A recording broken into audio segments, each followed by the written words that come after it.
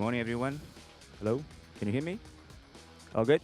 Good morning, everyone. Thank you so much for coming for one more press conference, the first press conference of today. Some housekeeping notes. As you guys know, we're going to be standing for 1 minute pictures being taken here. Talent are going to be standing for you guys. And then after 1 minute, I'm going to kindly ask you guys to go to the corners, to the sides. Please remember to leave some space for the volunteers. No mobiles allowed. Please switch them off. No flash allowed during the press conference. If you could have your cameras in silence mode, that would be great. Media, for you guys, when you're asking your questions, please stand up and then announce which media you work for and then ask your question. Quick reminder, the press conferences this year being broadcast live at http://bell.ca/movie lover, and they're also available on your smartphone, only on Bell Network. I'd very much like to welcome on stage the director, the screenwriter, the actors of the film The King's Speech.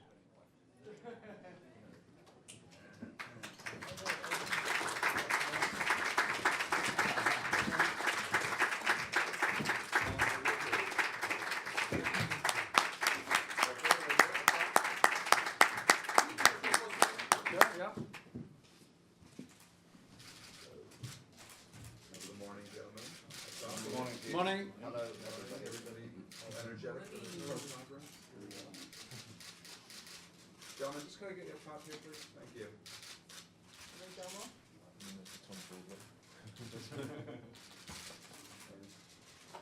Colin, right here, please. Right up top, please. Thank you. You stay so fresh. Steve. What's that mean? Past a certain age? Or after the way I looked last night? Cheers, thank you. Thank you. Gents, please move to the sides. No pictures from the front row, please. Thank you.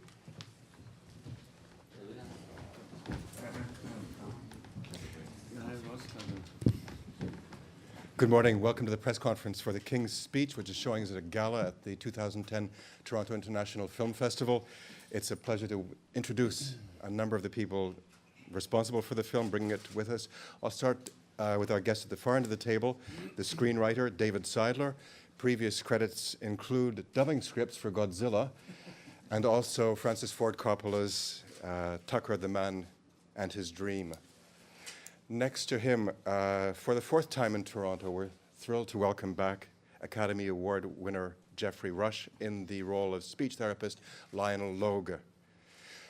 And for the 10th time, the 10th consecutive time, he plans his shoots, I think, so that he can come and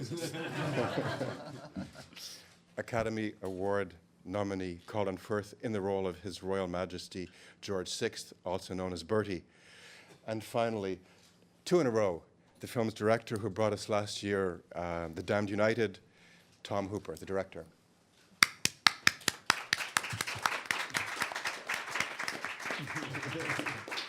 If you have questions, please raise your hand. We'll bring you the microphone, and when you get it, please stand up and state your affiliation and name. Let me begin with a question to David. I read that this is a very old project that you started on a very long time ago, and why then did you put it in the drawer? The other thing is, what drew you to this project? Well, very simply, I was a stutterer. As a very young boy, I was transported from England to the United States in exchange for a Hershey bar and a package of Lucky Strikes. And the trauma of that started a very severe stutter. I couldn't speak well. But as the war progressed, my parents allowed me to listen to the radio.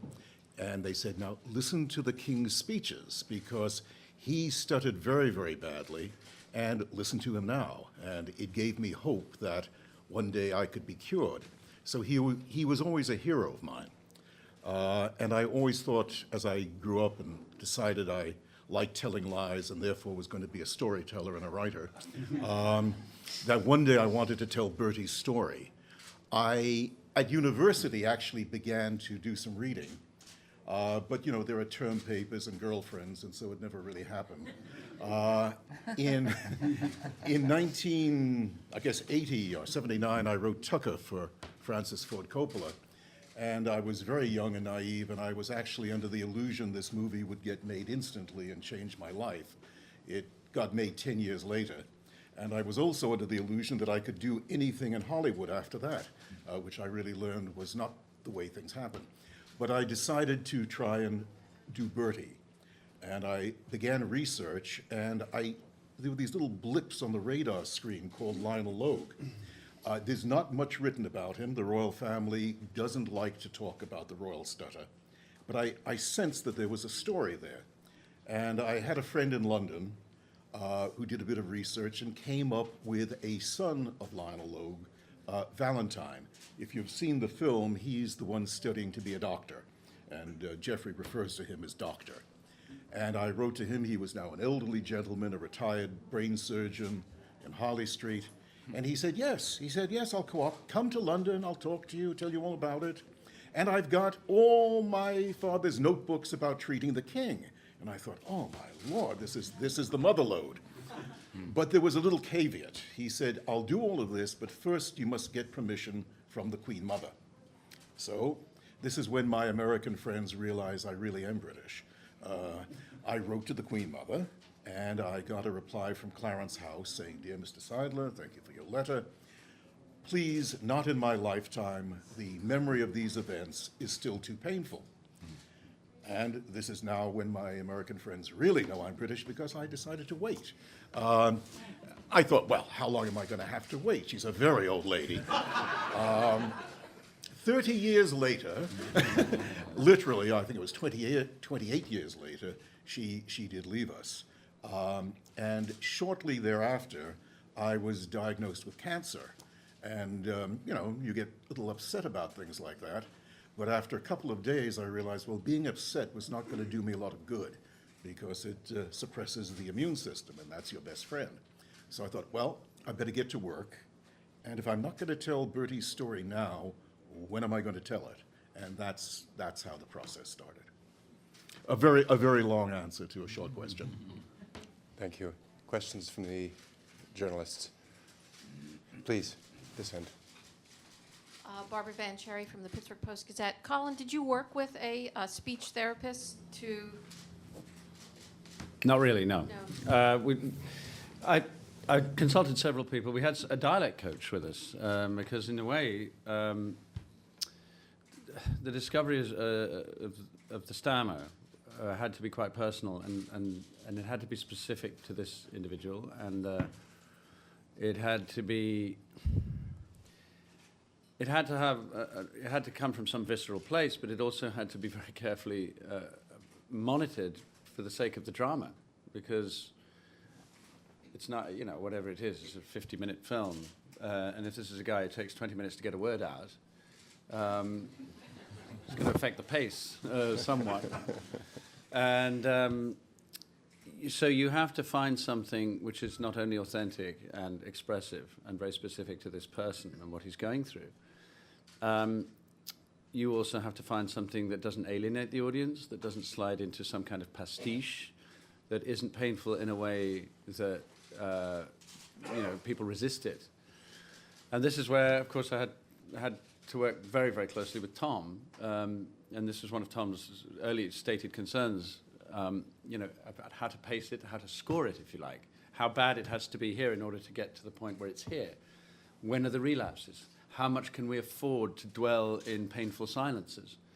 Having established them, can we afford to perhaps pick up the pace a bit? There's humor in the film. So, I know there's a jokey reference to timing not being his strong suit, but actually you do have to tread a very careful line between not throwing away the humor without throwing away the stammer. And I think, and Tom was very, very closely engaged in that, making sure that process was carefully laid out. Having said that, we did have a speech therapist of some sort come to visit us in rehearsal, gave us some very useful advice about the different forms it can take. My sister is a voice therapist, and she was extremely helpful in terms of the kind of exercises that can be done, the montage sequence and all the peculiar stuff we do, rolling around on the floor and the swinging of the arms. Most of those came from her consultation. But I think the best consultant I had was David, because he was so compelling about the experience of what you do in life to negotiate round the speech problems that you have. The fact that it has a profound effect on your identity, and because you don't do what you want to do, you do what you can do. in a lot of cases. Not saying hello, I believe, on the phone. Terrible. Couldn't do that. This is David. You'd not hello. That's right. So you don't have that option. Maybe you don't order the beef because you can't get B out. You have to order the fish. You know, you make choices according to these limitations. And that insight, I think, was probably the most, you know, that and what my sister gave me, you know, definitely the most useful help I got. While we're on the subject of speech, there's another level of working with, I don't know if there was a voice coach, but there's also the very specific royal speech. And Geoffrey, in the case of your character, then the Australian living in London. Can you talk about the approaches to those accents? Yeah, when I first had read the script and started initial conversations with Tom, I said the thing I responded to most was this great class cultural divide between a very imperial, famous figure and a very anonymous colonial guy. And even when I'd studied in the UK in the 70s, that abyss between the two cultures was still quite notable amongst an older generation. We were thought of as not very cultured and made to feel to be quite crude, you know what I mean? And I think that may have even built up a kind of cliched national cultural stereotype. My wife studied at an English drama school in the 80s. This is a fairly emblematic but simple example. In one of the workshops she was doing one day, in the speech she was working on, she said the word nude, and her English drama coach went, "It's nude, you common little colonial." Quite seriously. He was very old school, possibly, and I'm not condemning the entire population of England for that. And maybe as Canadians, I mean, we are the former big pink bits on the map.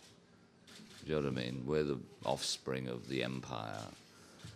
And I was very intrigued, but finding, and Tom is such a great stickler for what is the most interesting, authentic truth, rather than Hollywoodizing up historical events to make them more melodramatic or more